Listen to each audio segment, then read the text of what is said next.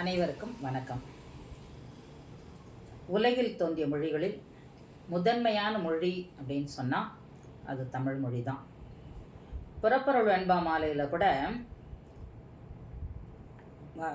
கல் தோன்றி மண் தோன்றா காலத்தே வாளோடு முன் தோன்றிய மூத்த குடி தமிழ் குடி அப்படின்னு சொல்லியிருக்கிறாங்க. எனவே தமிழ்மொழி என்பது மிக பழமையான ஒரு மொழி அப்படின்னு சொல்லலாம். இந்த உலகம் தோன்றிய போதே தோன்றிய முதல் மொழி தமிழ்மொழி அப்படின்னு சொல்கிறோம்.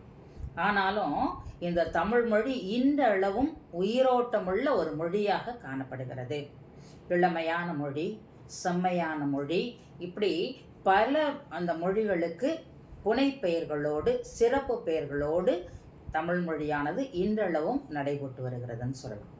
ஆனால் இந்த தமிழ் மொழி எப்படி தோன்றியது அப்படின்றத நம்ம பார்த்தோம்னா, உலகில் பல மொழிகள் தோன்றின, நிறைய மொழிகள் அழிந்து போச்சு. ஆனால் தமிழ் மொழி மட்டும் இன்றளவும் நடைபெற்று கொண்டு இருக்கிறது, இன்றளவும் எல்லாராலும் விரும்பப்படுகிற மொழியாக இருக்கிறது அப்படின்னு சொல்லும் பொழுது அதனுடைய வரலாறு எப்படி தோன்றியது அப்படிங்கிறத நம்ம பார்க்கணும். பழங்காலத்து மனிதர்கள் பேசுவதற்கு கைகளையும் கால்களை மட்டும்தான் அசைத்து கொண்டிருந்தாங்க.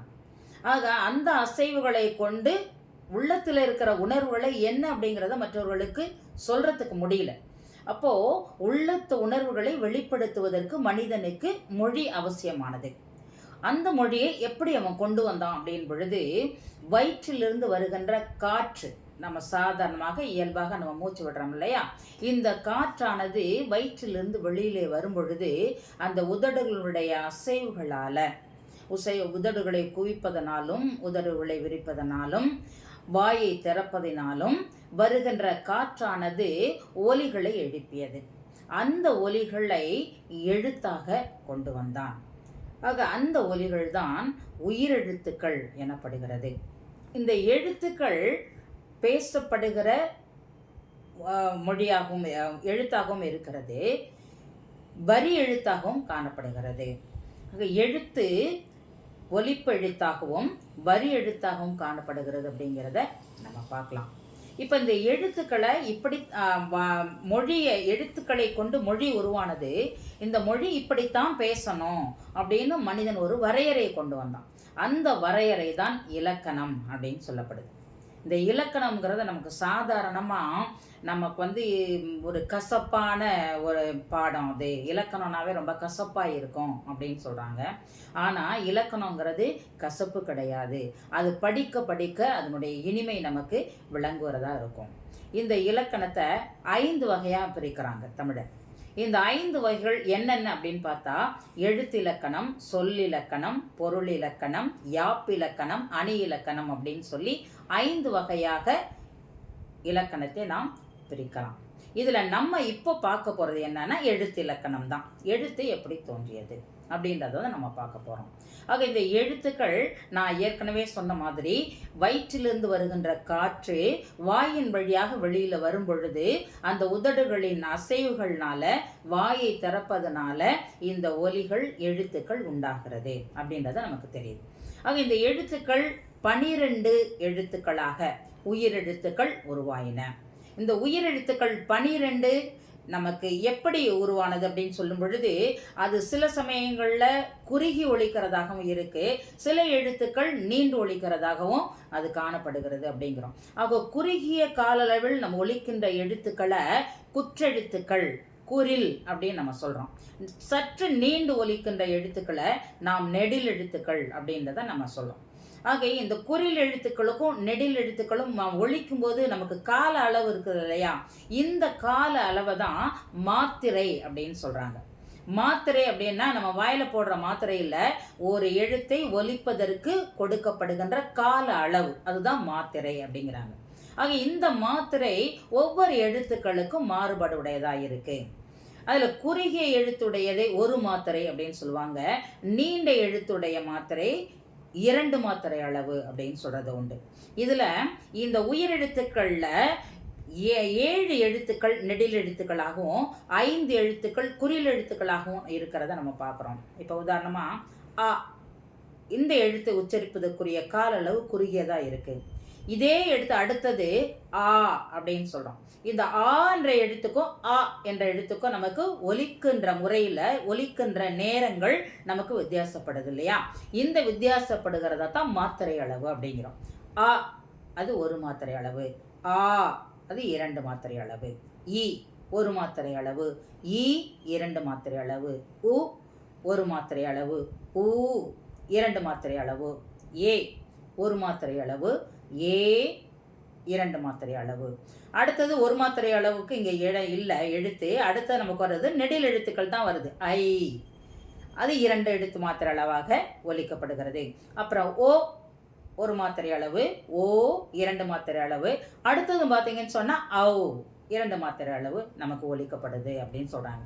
இப்போ இதில் அந்த ஐ என்பது நமக்கு குறில் எழுத்தா நெடில் எழுத்தா, குறுகிய ஓசை உடையதா நெடிய ஓசை உடையதா அப்படின்னு நம்ம பார்த்தோம்னா அது நீண்ட ஓசை உடையது தான். ஐ அப்படின்னு நம்ம சொல்கிறது கிடையாது. ஐ சாதாரணமாக இயல்பாக நம்ம ஒலித்து பார்க்கணும். ஐ அப்படின்னு சொல்கிறோம், ஔ அப்படின்னு சொல்கிறோம். அப்போ அந்த ஐ என்கின்ற எழுத்தும் ஔ என்கின்ற எழுத்தும் 2 மாத்திரை அளவுடையதாக இருக்கிறது. எனவே அ இ உ ஏ ஓ இந்த 5 எழுத்துக்களும் குறில் எழுத்துக்கள் எனப்படுகிறது. ஆ இ உ ஏ ஐ ஓ ஔ இந்த 7 எழுத்துக்களும் நெடில் எழுத்துக்கள் எனப்படுகிறது அப்படின்றத நம்ம பார்க்கணும். ஆக இந்த எழுத்துக்களில் நாம் உயிர் வாழ்வதற்கு மிக மிக அவசியமானது நமக்கு இந்த காற்று அப்படின்னு சொல்லுவோம். ஆக இந்த காற்றின் மூலமாகத்தான் இந்த எழுத்துக்களை உருவானதை நம்ம இப்போ பார்த்தோம். அதே போல நம்மளோட வாயிலிருந்து புறப்படுகின்ற ஒலியானது நமக்கு எழுத்துக்களாக உருவாகிறது அப்படிங்கிறத நம்ம பார்த்தோம். இந்த உயிரெழுத்துக்களை போலவே மெய்யெழுத்துக்கள் அப்படின்னு சொல்லி ஒன்று உண்டு. இந்த மெய்யெழுத்துக்கள் எத்தனை அப்படின்னு பொழுது 18 எழுத்துக்கள் மெய்யெழுத்துக்கள் அப்படின்னு சொல்கிறாங்க. அதாவது ஒரு மனிதன் என்னும் பொழுது அவனுக்கு உயிரும் இருக்கணும் உடம்பும் இருக்கணும். உடம்பு உயிர் இரண்டும் சேர்ந்து பொழுதுதான் அவன் மனிதனாக நடமாட முடியுது. உயிரை விட்டு உடம்பு மட்டும் நடமாட முடியாது, உடம்பை விட்டு உயிரும் நடமாட முடியாது. அதுபோல எழுத்துக்கள்லையுமே உயிரெழுத்துக்களும் உண்டு மெய்யெழுத்துக்களும் உண்டு அப்படின்றத நம்ம பார்க்கணும். உயிரெழுத்துக்கள் 12 என்பதை நம்ம பார்த்தோம். அதே போல மெய்யெழுத்துக்கள் 18 எழுத்துக்கள் அப்படின்றதையும் நம்ம பார்க்கணும். இந்த மெய்யெழுத்துக்கள் 18 எழுத்துக்களை எப்படி பிரிச்சிருக்கிறாங்க? இப்போ உயிரெழுத்துக்களை குறில் எழுத்துக்கள் நெடில் எழுத்துக்கள் அப்படின்னு சொல்லி பிரிச்சிருக்காங்க இல்லையா? அதே போல இந்த மெய் எழுத்துக்களை 3 வகையாக பிரித்திருக்கிறாங்க. அதாவது வல்லினம், மெல்லினம், இடையினம் அப்படின்னு சொல்லி பிரிச்சிருக்கிறாங்க. வல்லின எழுத்துக்கள் 6, மெல்லின எழுத்துக்கள் 6, இடையின எழுத்துக்கள் 6 இப்படி 3 வகையா பிரிச்சிருக்கிறாங்க. வலிந்து கொஞ்சம் கஷ்டப்பட்டு நம்ம சொல்ற வார்த்தைகள் எழுத்துக்கள் வல்லின எழுத்துக்கள் அப்படின்னு சொல்லப்படுது. மெல்லின எழுத்துக்கள் மென்மையாக ஒலிக்கின்ற எழுத்துக்கள், அதாவது மெல்லின எழுத்துக்கள் அப்படின்னு சொல்றாங்க.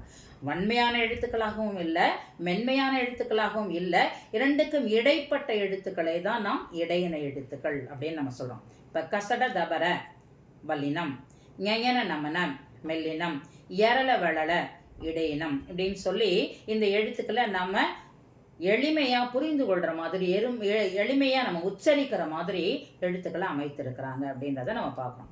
ஆக இதுவரையிலையும் நம்ம உயிரெழுத்துக்களையும் மெய்யெழுத்துக்களையும் பற்றி பார்த்தோம். இந்த எழுத்துக்கள் முதல் எழுத்துக்கள் அப்படின்னு சொல்லப்படுது. இந்த எழுத்துக்களின் மூலமாக உயிர்மை எழுத்துக்கள் தோன்றியது அப்படின்றத நம்ம பார்க்க போகிறோம். ஆக உயிரெழுத்துக்கள் 12ம் மெய்யெழுத்துக்கள் 18ம் இரண்டும் சேர்ந்து உருவான எழுத்துக்கள் தான் உயிர்மை எழுத்துக்கள். அப்போ உயிரெழுத்து 12 என்ன எழுத்துக்கள்? உயிரெழுத்துக்கள் 12ன்னு சொல்கிறோம், மெய்யெழுத்துக்கள் 18ன்னு சொல்கிறோம். இதை இரண்டும் சேர்ந்தது 30 எழுத்துக்கள். இந்த உயிர்மை எழுத்துக்கள் இதன் மூலமாக வந்த உயிர்மை எழுத்துக்களானது 216 எழுத்துக்கள் அப்படின்றத நம்ம பார்க்குறோம். அப்போது உயிரெழுத்துக்கள் 12, மெய்யெழுத்துக்கள் 18, உயிர்மை எழுத்துக்கள் 216. அது இல்லாமல் தனி எழுத்துன்னு சொல்லி ஒன்று உண்டு, அதுதான் ஆயுத எழுத்து அப்படின்றத நம்ம பார்க்கணும். அப்போ இந்த எழுத்துக்களையும் சேர்க்கும் பொழுது மொத்தம் நம்முடைய தமிழ் எழுத்துக்கள் 247 எழுத்துக்கள் அப்படின்றத நம்ம பார்க்கணும். ஆங்கிலத்தில் பார்த்தீங்கன்னா வெறும் 26 எழுத்துக்கள் தான். ஆனால் தமிழில் அதிகமான எழுத்துக்களை கொண்ட மொழியாக இருக்கிறது நம்முடைய தமிழ் மொழி. ஆக 247 எழுத்துக்களும் நம்முடைய தமிழ் மொழியில் உயிரெழுத்துக்கள் மெய்யெழுத்துக்கள் உயிர்மெழுத்துக்கள் தனி எழுத்து என்று நமக்கு பிரிக்கப்பட்டு மொத்த எழுத்துக்கள் 247 என்று இருக்கிறது அப்படின்றத நம்ம பார்க்கணும். ஆக இப்போ ஆ நம்ம எழுத்து பார்க்குறோம். அதே மாதிரி மெய் எழுத்துல இக் அப்படின்ற ஒரு எழுத்தை பார்க்குறோம். இக் ப்ளஸ் ஆ கா, இது கான்றது உயிர்மெய் எழுத்து. இக் மெய்யெழுத்து, ஆ உயிரெழுத்து, மெய்யோடு உயிர் சேரும் பொழுது உயிர்மெய் எழுத்துக்கள் உருவாகிறது அப்படிங்கிறத நம்ம பார்க்குறோம். ஆக இப்படியாக இந்த நாளில் நாம் உயிரெழுத்துக்களை பற்றியும் மெய்யெழுத்துக்கள் பற்றியும் பார்த்தோம். அதே மாதிரி முதல் எழுத்துக்கள் எது எது அப்படிங்கிறத நம்ம பார்த்தோம். அதே மாதிரி தனி எழுத்து என்ன அப்படிங்கிறதையும் நாம் பார்த்தோம். ஆக இந்த நாளில் இந்த பாடத்தோடு நாம் இன்றைய நாளில் முடித்துக்கொள்ளலாம்.